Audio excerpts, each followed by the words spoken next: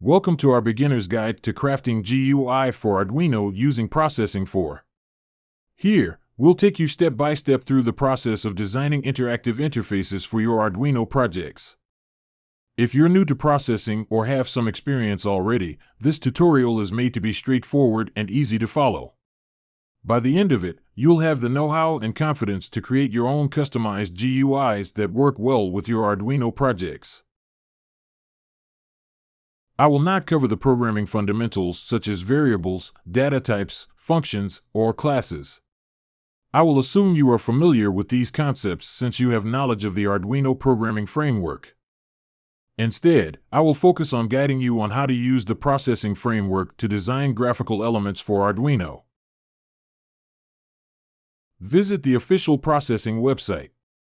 On the download page, you'll see options for different operating systems such as Windows, Mac OS, and Linux. Click on the download link corresponding to your operating system. In my case, it is Windows. When you download processing, it typically comes as a compressed zip file. After downloading, you'll need to unzip this file. Once unzipped, you'll have a directory containing the processing executable. On Windows, this executable is usually named processing.exe. This will launch the processing editor, where you can start creating your GUI designs for Arduino. The processing development environment is designed to be simple and user-friendly, making it easy to write, debug, and run sketches.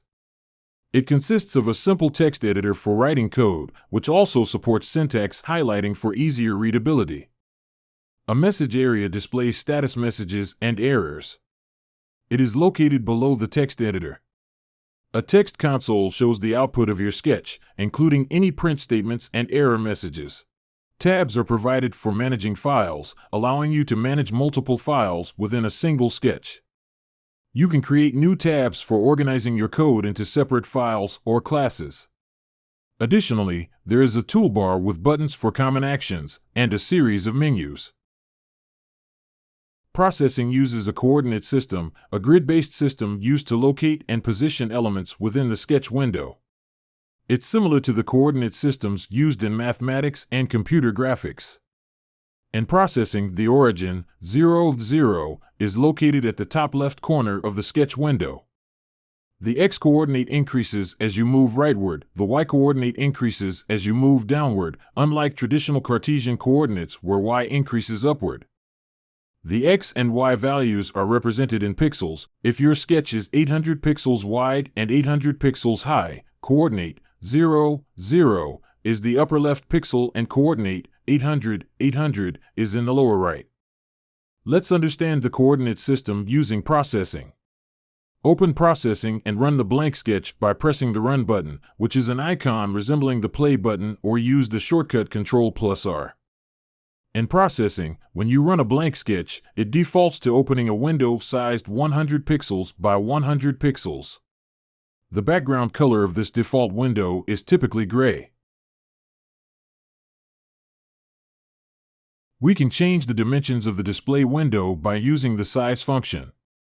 It takes two parameters. One is the width of the display window in units of pixels, and the second is the height of the display window in units of pixels. The maximum width and height is limited by your operating system and is usually the width and height of your actual screen. The minimum width and height is around 100 pixels in each direction. This is the smallest that is supported across Windows, Mac OS, and Linux. The size function can only be used once inside a sketch, and it cannot be used for resizing.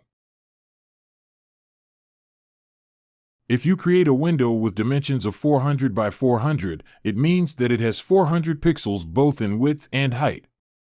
How do we pinpoint a single pixel on this window? To point out one pixel on the window, you can use the point function. A point function takes two parameters, the x and y coordinates of the point where you want to draw. If you use the point function with the coordinates 50, 50, it will draw a point representing a single pixel at that position on the window screen. This pixel will be located 50 pixels to the right and 50 pixels down from the top left corner. So, Points 60 and 100 will draw a single pixel at the position 60 pixels to the right and 100 pixels down from the top left corner of the window. You'll notice both points appearing on the screen because I retained the other point function while adding a new one.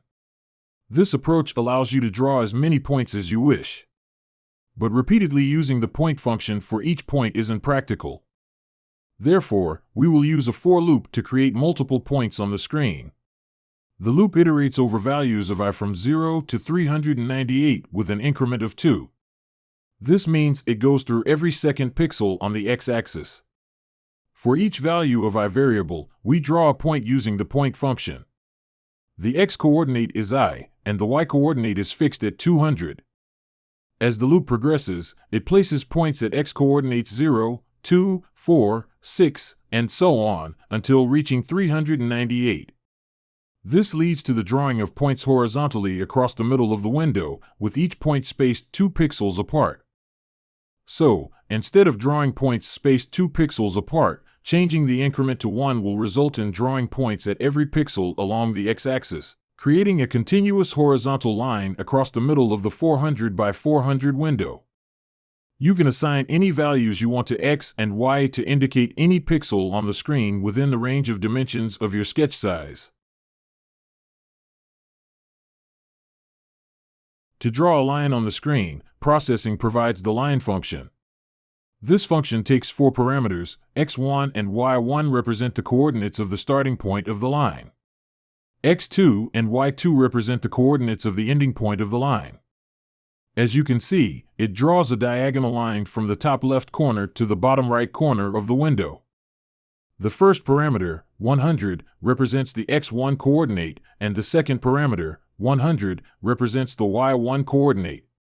So, the starting point is at coordinates 100, 100. The third parameter, 300, represents the x2 coordinate, and the fourth parameter, 300, represents the y2 coordinate. So, the ending point is at coordinates 300, 300. Let's explore another example. In processing, you can utilize the rect function to create a rectangle.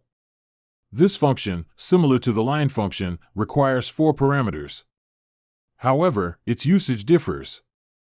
While the first 2 parameters represent the x and y coordinates of the top left corner, the third and fourth parameters denote the width and height of the rectangle. This code draws a rectangle with its top left corner at coordinates 100, 100, and has a width of 200 pixels and a height of 200 pixels. Hope you now have a basic understanding of how the processing coordinate system works. Now, let's talk about the various facilities in processing for creating shapes, each with its own advantages and use cases. Processing offers a versatile toolkit for creating shapes in computer graphics. With functions for drawing basic shapes like rectangles and ellipses, custom shapes using vertex coordinates, and transformations for positioning and scaling, it provides a solid foundation. Advanced features include Bezier curves, 3D rendering, and color manipulation. This combination enables artists, designers, and coders to create a wide array of shapes and visuals efficiently. You can get a bunch of useful stuff for your programming from the processing website. This includes the main set of functions you use to code, that's called the API, along with extra libraries that can help you do more advanced stuff. Plus, there are example sketches you can check out right in the processing development environment to see how things work. Processing offers 2 levels of complexity for creating sketches, static and active. Beginners usually start with static sketches to learn basics like coordinates and variables before progressing to active sketches. Static sketches display fixed images without animation or user interaction, allowing beginners to focus on basic programming concepts like coordinates and shapes. For instance, a common example would be drawing a yellow circle on the screen. In active sketches, there's a setup function that runs once when the sketch begins, and a draw function that keeps looping through the code. This setup allows you to create custom functions and classes, and it also lets you respond to keyboard and mouse events. For instance, you can make a circle move across the screen based on the mouse position in an active sketch. When we look at Arduino sketches, we notice some similarities between Arduino and processing sketches.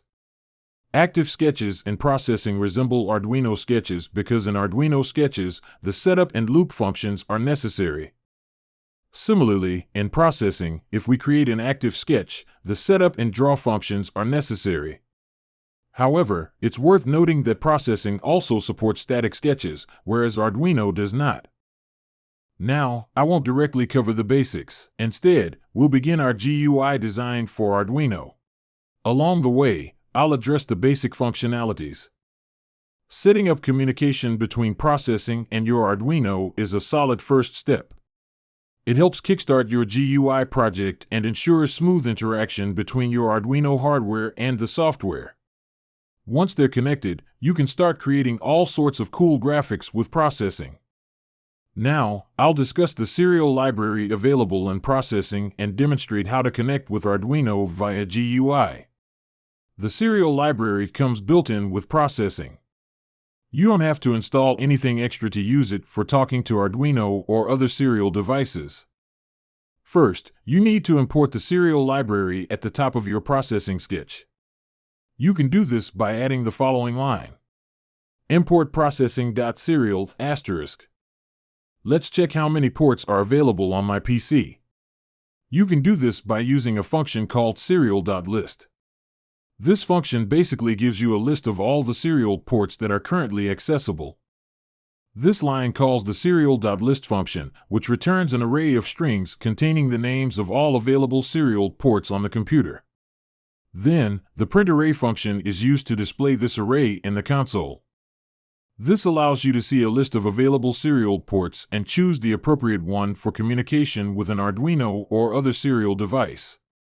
It's much easier in processing. With just 2 lines of code, you can obtain the list of COM ports available on your PC. Now let's move forward and display these available ports as text on the screen instead of the console. Processing provides the text function for displaying text on the screen. Therefore, we utilize this function to display the available ports on the screen. The text function takes 3 parameters: the text string to be displayed, and the x and y coordinates of the text. Before calling text function, you can set various attributes such as text size, text alignment, and text color using functions. By using the text size method, you can set the current font size, and the value represents font size measured in units of pixels.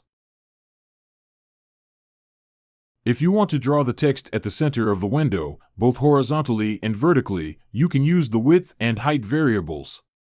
These are predefined variables in processing that represent the width and height of your window. Dividing the width and height by 2 gives you the horizontal center and vertical center of your window, where you can draw your text. But the text is not appearing exactly in the center of the screen. The reason is that we use the width and height expressions as the x and y parameters of the text function, which specifies the starting point of the text. Therefore, the text extends to the right from that starting point. To ensure proper centering, you can use the text align function with the center parameter. This way, the text will be centered horizontally with respect to the x-coordinate. If you want to change the color of your text, you can use the fill function. This function sets the color that's used to fill shapes, text, and other stuff you draw on the screen. So, when you call fill before using the text function, it'll change the color of your text. The parameters represent the red, green, and blue components of the color in the RGB color model. In the RGB color model, each color component typically ranges from 0 to 255. To change the background color of the processing window, you can use the background function. This function sets the background color of the window to the specified color. You can specify the background color using different color values according to the RGB color model. You can also use variables or calculations to dynamically change the background color based on different conditions or user interactions. Now, I'm going to change the position of this text vertically to move it closer to the top of the window, making it suitable for use as a heading.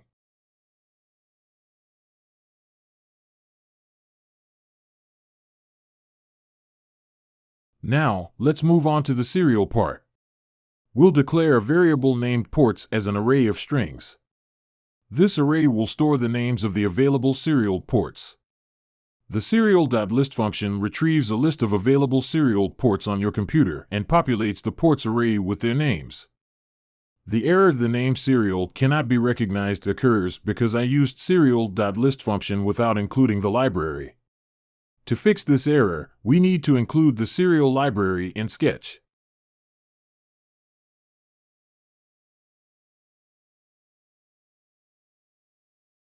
We need to initialize an empty string variable. This variable will be used to store the names of the serial ports in a format that can be displayed on the screen. After that, I will use a for loop to iterate through each port name in the ports array, concatenate them into the string variable, and repeat until it has gone through all elements in the array. The loop starts by initializing a counter variable I to 0, which represents the index of the first element in the array. It then continues as long as I is less than the total number of elements in the ports array. During each iteration of the loop, the code appends the current element of the ports array, accessed using the index I, to the ptext string. This process repeats until all elements in the ports array have been added to ptext. Now, the ptext variable contains all port names. We will use this ptext variable in the text function to display these ports on the screen.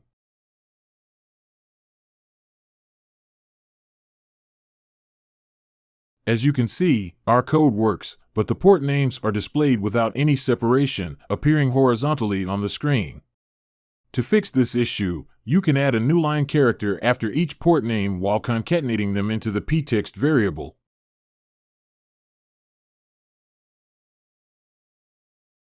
You might have noticed something interesting. Even though we've used two text functions with different parameters, they both end up with the same color and size. When you use text size, it sets the size for all subsequent text drawn using text function. Similarly, when you use fill function, it picks the color for all shapes and text drawn with functions like rect, ellipse, or text. So basically, both functions hold onto their settings until you change them or until you're done with your current task. To fix the issue, just adjust the size and color for each text call as required. This way, each text element can have its own size and color, giving you more control over how they appear on the screen. By clicking on File in the menu bar and then selecting Export Application, you can convert your processing sketch into a standalone application that can run independently on your computer. Additionally, within your sketchbook folder where your sketch is saved, a new folder will be created for the application, embedding the source code for the sketch and all required libraries. This method allows us to create our own application. When executed, it provides information about the available serial ports in our system along with their names. We just found out how to use the serial library method serial.list to get a list of ports. With that, we can now use the serial class constructor to establish connections with those ports. This involves creating an instance of the serial class by using the serial constructor. The parameter parent typically utilizes this keyword, while the other two parameters, port name and baud rate, indicate their respective functions. Port name specifies the port to which we intend to connect, while baud rate denotes the baud rate of this port. This command will establish a connection to COM1 with a baud rate of 9600. After that, you can write the data to the serial port using write function. I have connected both processing and Arduino IDE virtually via a serial link so I can test this serial connection. As you can see, as soon as I run the processing sketch, the data arrives on the Arduino terminal. However, I only received it once because we used a static coding style. If you want to send data continuously, you should use an active coding approach and put the right method inside the draw function, which runs continuously in a loop after the setup is completed. At the moment, the data comes through as one long string of characters without breaks. To fix this, you could add a new line character to each message you send. This way, each message stands alone, making it easier to understand on the receiving end. By using the delay function in processing, you can add pauses between sending data via the serial connection. This function simply pauses the sketch for a specified time. The delay function in processing is quite similar to the delay function in Arduino.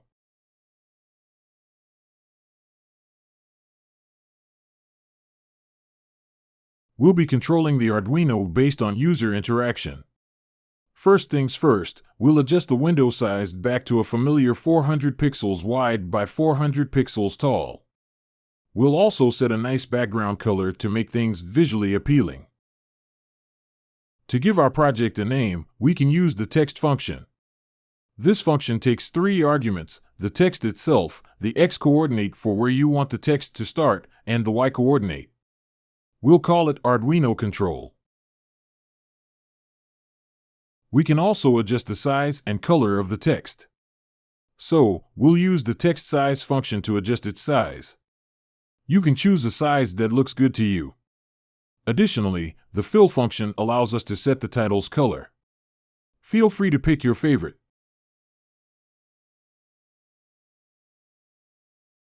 Let's center the title horizontally to make it look sharp. We can divide the window width, which you can access using the width variable, by 2 to find the center point. Then, by setting the text align parameter to center, the text will be automatically placed in the middle, as I explained earlier. Now for the exciting part, user interaction. We'll create a rectangle that users can interact with. This rectangle will be drawn inside the draw function, which runs continuously. We'll set the starting position of the rectangle to 80 pixels from both the left, x-axis, and top, y-axis, of the window. Its width and height will be 100 pixels each. We'll remove the delay function as it's unnecessary and causes unnecessary delays. Remember, the fill function works sequentially, so you can use another fill function for the rectangle. Let's take a quick break to understand 2 more system variables, mouse X and mouse Y. These are like the width and height variables we used earlier, but instead of the window dimensions, they tell us the current location of the mouse cursor. Think of it like a map. Mouse X represents the horizontal position, left to right, while mouse Y represents the vertical position, top to bottom. These variables are constantly updated as you move your mouse around the screen. Now, I'll use the AND operator with the mouse variables X and Y to follow the mouse cursor inside the rectangle. These expressions are like rules for keeping track of where the mouse is on the screen. They set boundaries between 80 and 180 pixels horizontally and between 80 and 180 pixels vertically. If the mouse stays within these boundaries, it's considered true, meaning it's inside the designated area. But if it strays outside those limits, it's false, indicating it's outside the area. If the mouse is within the rectangle's area, we'll send the character 1 via the serial connection to the Arduino. Otherwise, if it's outside that area, we'll send the character 0 to the Arduino.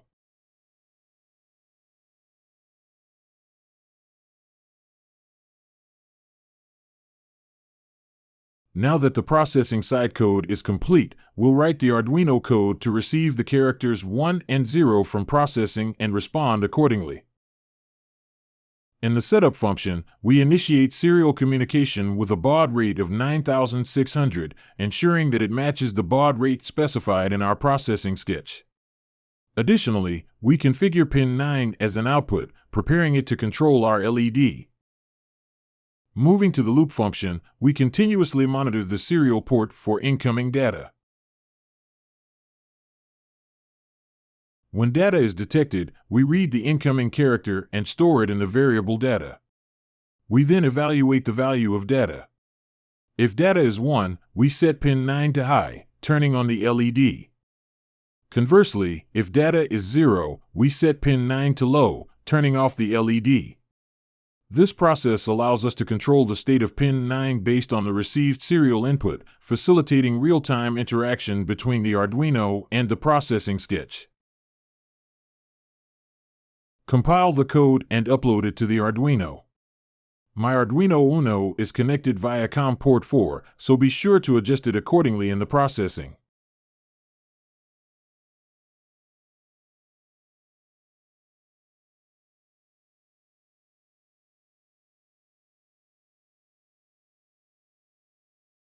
Now, let's set up the camera on the Arduino to demonstrate.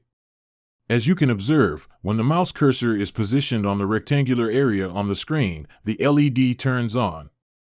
This signifies that the cursor's location is being detected by the program.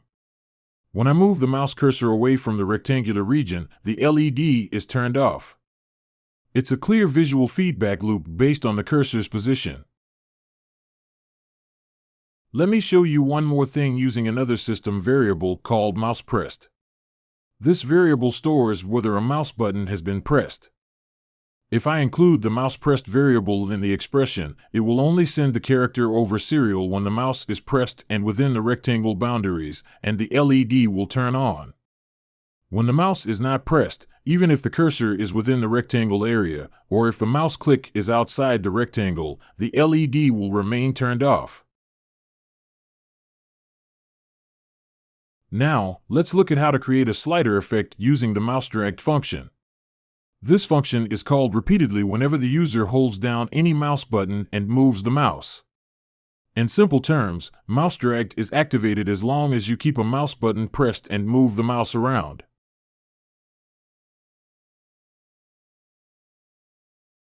Now, I will change the condition for sending data over serial so that it depends only on the mouse position during a drag event. This will only work if the mouse is being dragged within the rectangle area, otherwise, it will not work. I'm using the map function to change the mouse X value, which normally goes from 80 to 180, to a new range from 0 to 255. This helps me figure out the value of the fade variable based on where the mouse is along the X-axis. When the mouse gets close to 80, the fade value goes down, closer to 0, and when it gets near 180, the fade value goes up, closer to 255. I'm encountering this error because the map function returns a floating point number, but fade is declared as an integer. Therefore, casting it to an integer ensures that fade will be an integer value. Then we will send the value of fade over the serial port. Now, I will also modify the Arduino code. We don't need the digital write function with an if statement anymore. Instead, we will use the analog write function to write the value stored in data variable to pin 9 using PWM.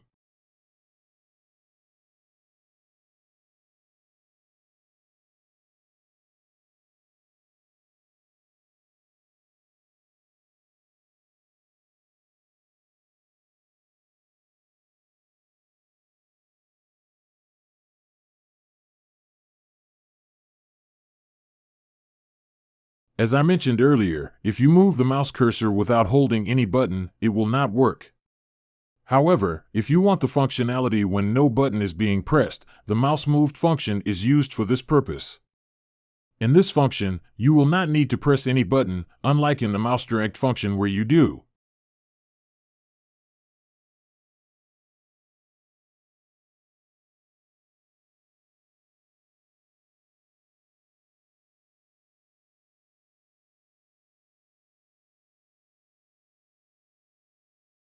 So now you have an understanding of some basic processing knowledge and how to use it to control Arduino. By using the mouse pressed button, you can create a button, and using the mouse dragged function, you can create a slider. However, we can make it easier instead of doing all these things manually. For this, we will use the Control P5 library. Control P5 is a library for processing that provides a set of GUI components. It allows you to easily create interactive elements such as buttons, sliders, drop-down lists, checkboxes, and text inputs within your processing sketches. In the processing, navigate to the Library Manager. At the top, there is a search bar. Type Control P5 into the search bar and press Enter. You will see Control P5 listed in the search results. Click on the Control P5 entry, and then click the Install button next to it. Processing will download and install the library for you. Once the Control P5 library is installed, you can begin using it in your processing sketches by including the import statement. Here's a simple sketch that includes the setup and draw functions, creating a 400 by 400 window with a white background. First, we'll import the Control P5 library so we can use it in our sketch. Next, we'll create a variable named P5 that refers to the Control P5 class. After that, we'll initialize the Control P5 library. Now, we can use the P5 variable to add and manage various GUI elements in our processing sketch. When you're looking to add a GUI element with Control P5, you can follow this basic structure. First, you'll want to use the P5 variable, which gives you access to all the methods from Control P5.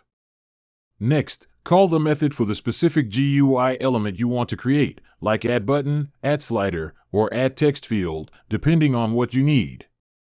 When you use the add button method, it expects a string parameter that serves as the identifier for the button.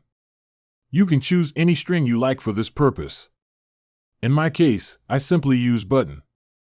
As you run the sketch, you'll notice a button displayed on the screen. When you move the mouse over the button, it typically changes color. Additionally, clicking the button shows a visual change to indicate it has been pressed. This means that when you create a button using Add Button, it automatically includes the basic hover and click animations without needing any additional code. Let's create a function for handling this button click event. When we click the button, this function will be executed. Inside this method, I will use the print statement to show that the button has been clicked.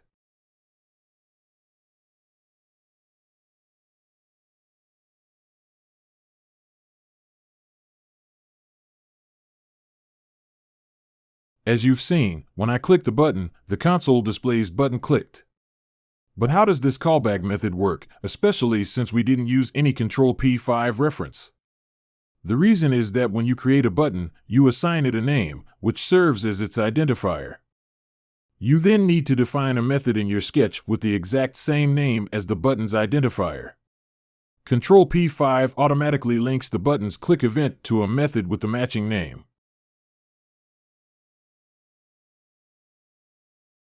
If the method name does not match the button's identifier, the button won't trigger any action, and you will get no response when you click it.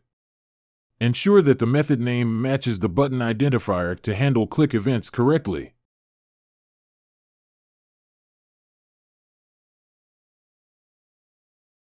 What if you need to change the button's name? Is there a way to do this without altering the callback method name? You can do this by using the setLabel method to update the displayed label. The callback method will still be linked to the button's identifier. This way, you can change the label text without having to modify the callback method name, keeping your code clean and flexible. Similar to the setLabel method, you can use other methods to customize the button. Let's change the size of the button using the setSize method. It takes two parameters to set the width and height of the button. For example, I have set the button's width to 70 pixels and its height to 30 pixels. By using setPosition method, you can place the button exactly where you want it on the screen, allowing for customized layouts and organized interfaces.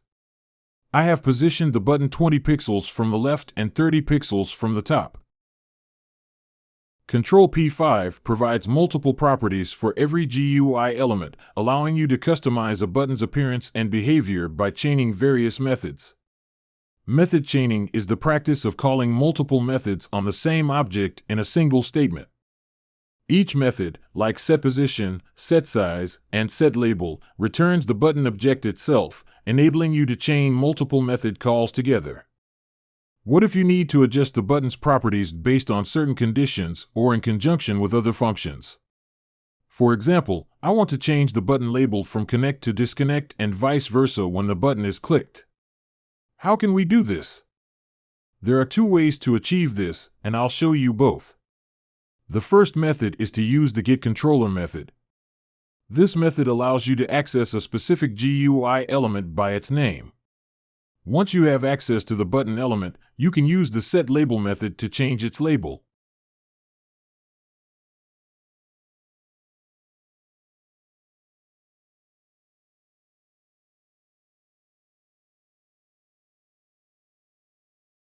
When the button is clicked, the label changes from connect to disconnect. The button label was easily updated using the getController method. However, it doesn't revert back to connect on the next click. To address this, we implemented an if statement and tracked the label status to toggle it accordingly. Let's create a Boolean variable to track the button status, and I'll name it btn status. Initially, I'll set it to false.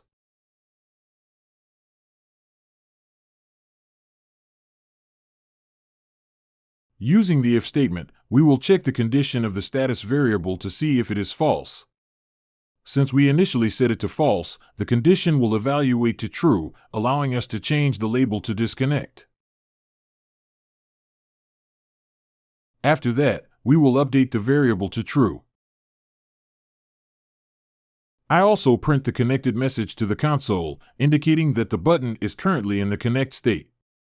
The if statement handles the case when the button is clicked for the first time, or any time button status is false.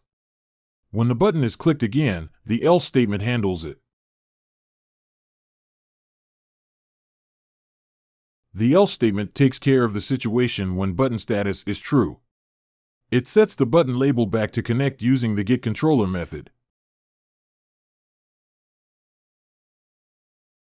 After that, we update the button status variable to false. Similarly, we print disconnected to the console using print line statement, indicating that the button is currently in the disconnect state.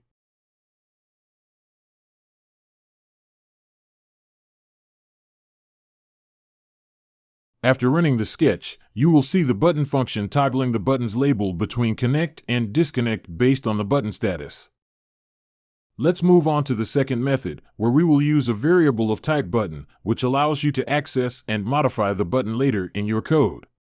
This is similar to the P5 variable we are currently using. In Control P5, elements such as buttons, sliders, text fields, and drop-down lists are all classes. Therefore, we need to declare a variable of the type of element we want to use. Let's declare a variable and name it connectButton. For short, we can refer to it as CNTButton. We have already called p5.addButton, which returns an instance of the button class. We will store this instance in the CNTButton variable. Now we will use this variable instead of the getController method inside the callback function.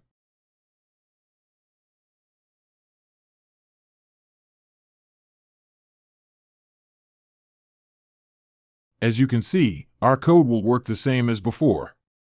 I prefer this approach because it is more flexible compared to the getController method. Alright, let's move on to our next GUI element, the drop-down menu. Just like we added the button, we're going to set up the drop-down menu using the scrollable list method. This means we'll use P5 variable to create our drop-down menu, name the element, and assign it an identifier.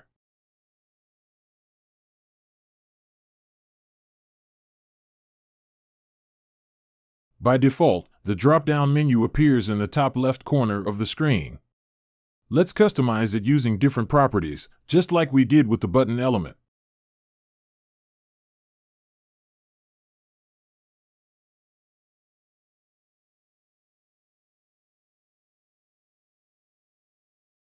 I'll set the label of the menu list to select port.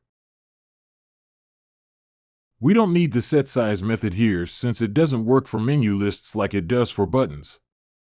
Instead, we can use the set bar height method to set the height of the menu.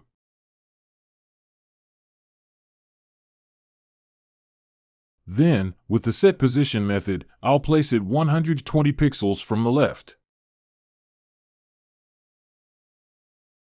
Our menu looks a bit small compared to the button height, so let's increase its height to make it visually more suitable. Currently, there are no items in our list, so let's add some using the add_item method. This method takes two parameters. The first is a string that represents the label or display name of the item in the list. This is what we see in the drop-down menu. The second parameter is a value for the item, which can be of any type but is often an int or float. This value is typically used in the event function to determine which item was selected. I've added 4 items to the drop-down menu, which are the COM port names we want to select.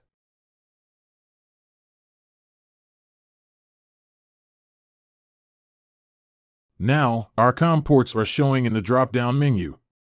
However, the size of each item in the menu is too small. You can fix this by using the setItemHeight method, which sets the height of each item to a given value. I'll set it to 25 pixels. Now the drop-down menu looks good. But a question arises: we added these items manually inside the drop-down menu method. How can we add items from outside, especially since we'll be getting the COM ports from an external method? The answer is simple: we'll use the same approach we did with the button. Let's declare a variable of type scrollable list to hold the reference for our drop-down menu. I'll name it port list. After that, we'll assign the result of the scrollable list method, which returns the menu element, to this variable. Now, we can use the port list variable to add items to the menu. I'll use a for loop to add multiple items to the menu. This loop will run 10 times, with the variable I taking values from 0 to 9. Inside the loop, I'll call the port list add_item method on each cycle. The first parameter creates a label for each item. For example, when I is 0, it creates the label COM0, and when I is 1, it creates COM1, and so on up to COM9. The second parameter is simply the current value of I, which ranges from 0 to 9. This value can be used as an identifier for each item in the list. As you can see, all our items, which are basically the COM port names, are now shown in the menu. This way, you can add as many items as you want to the menu. This approach is efficient for dynamically generating list items, especially when the number of items is variable or based on some other criteria. However, in our case, we don't know how many ports are available on our system. Let's use the same approach we used previously. First, import the processing serial library.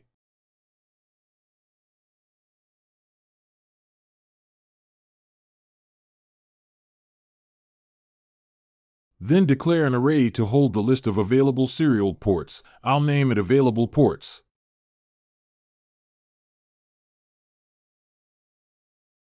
Using the serial.list method, we retrieve an array of strings, where each string represents the name of a serial port available on the system. This array is stored in the available ports variable.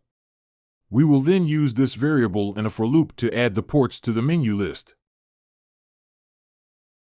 The for loop cycles through the array, using its length property to determine the number of repetitions. Each port is added to the menu with its name used as both the label and the value. This approach makes your GUI adaptable to the actual hardware configuration, showing only the ports available on the system. Now, our code dynamically retrieves the available serial ports and populates the drop-down menu with them. When I click on any port name, nothing happens. Let's create a callback function to handle the selection of a COM port from the list. To create the callback function, remember that its name must be exactly the same as our menu identifier. This function takes an integer parameter, which represents the position of the selected port in the menu. I'll name it index. The scrollable list method automatically passes the index of the selected item as an argument to the callback function. We'll start by declaring a string variable to hold the name of the selected port from the drop-down list. I'll call this variable selected port. Using the port list variable, we can access our menu list and then use the getItem method. This method retrieves the item at the specified position, the index we pass, from the port list. Essentially, it returns a map object that contains the properties of the item, such as name, text, state, value, or color. A map is an interface in the Java Collections framework that represents a collection of key-value pairs. Each key maps to exactly one value. The keys must be unique, but the values can be duplicated.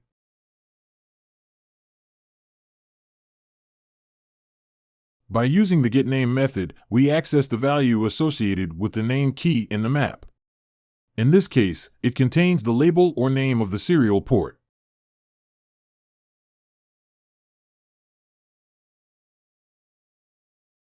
The reason we use the toString method is that when we retrieve the key value from the map, it is still in the form of an object. Calling toString ensures we have a string representation of the port name. So, with the help of this line of code, we retrieve the name of the selected port. Let's print the value of the selected port variable on the console, which provides feedback about which port was selected from the list.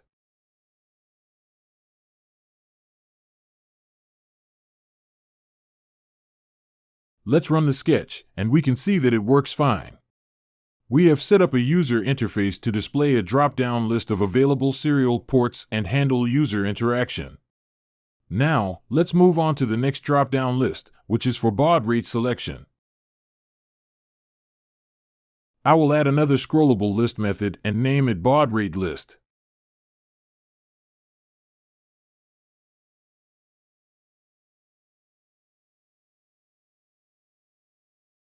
Now, let's see the result by running the sketch. As expected, it appears by default in the top left corner of the screen. To customize its appearance, I will use the same methods that we used in the port list menu.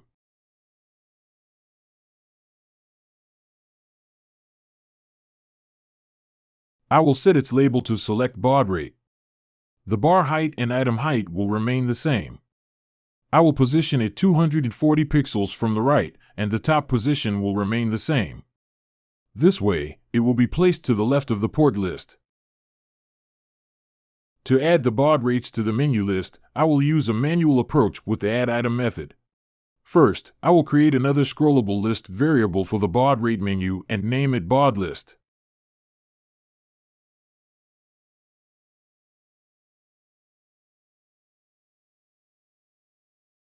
Then, I will assign the scrollable list method object to this variable.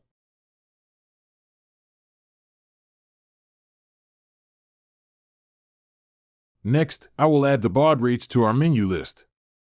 This will be done outside of the list method but within the setup function. By using the baud list variable to access the list and employing the addItem method, I will add the baud rates.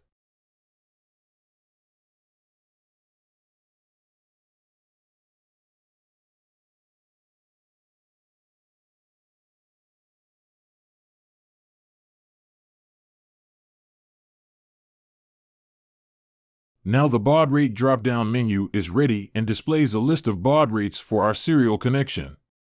Similar to the COM port list, we will create a callback function to handle the selection of a baud rate from the menu.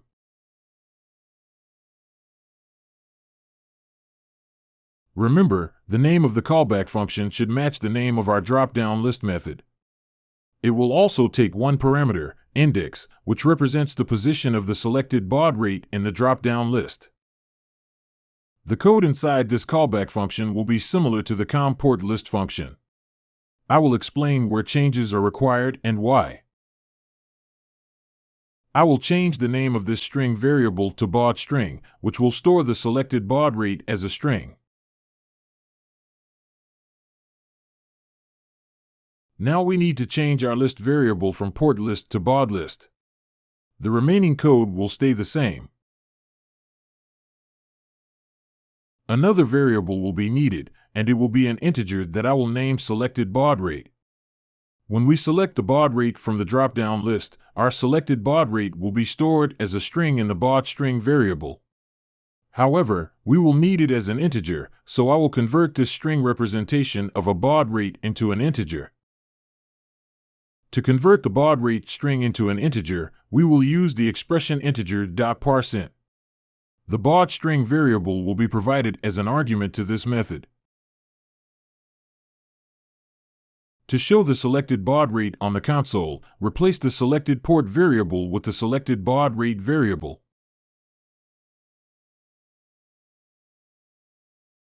Our baud rate drop-down menu is ready, and when I select a baud rate from the menu, it is displayed on the console. So far, our current sketch provides a GUI-based baud rate selector, serial port selector, and connector using Control P5 in processing. Now, let's integrate the functionality to establish a serial connection through these elements. We have already included the serial library in our sketch. Now, we need to declare a variable of the serial class, which I will name serial. To use this variable, we will initialize it within the connect button method.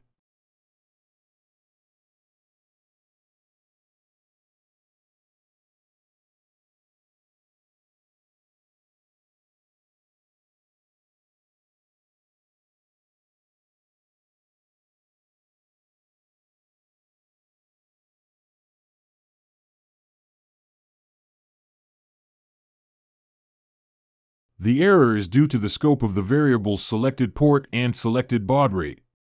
These variables are defined within the local scope of the COM port list and baud rate list functions and are not accessible in the button function. To fix this, you need to declare these variables as global so that they can be accessed by all functions.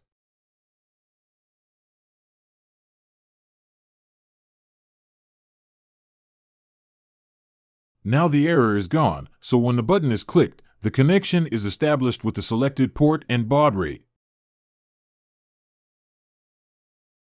Let's make our debugging more meaningful by printing a message that informs us which port and baud rate our connection is established with.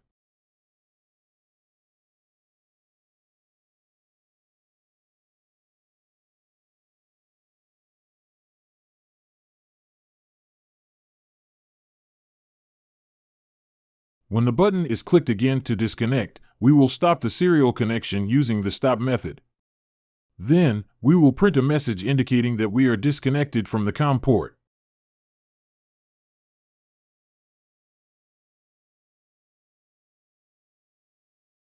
Following our recent efforts, we've successfully implemented a basic GUI interface in our sketch using Control P5. This interface allows us to connect to a serial port, offering choices for selecting different COM ports and baud rates. It handles the process of connecting and disconnecting from the serial port based on user inputs through the GUI controls. To keep the video short, we will cover further development using the Control P5 library in the next video.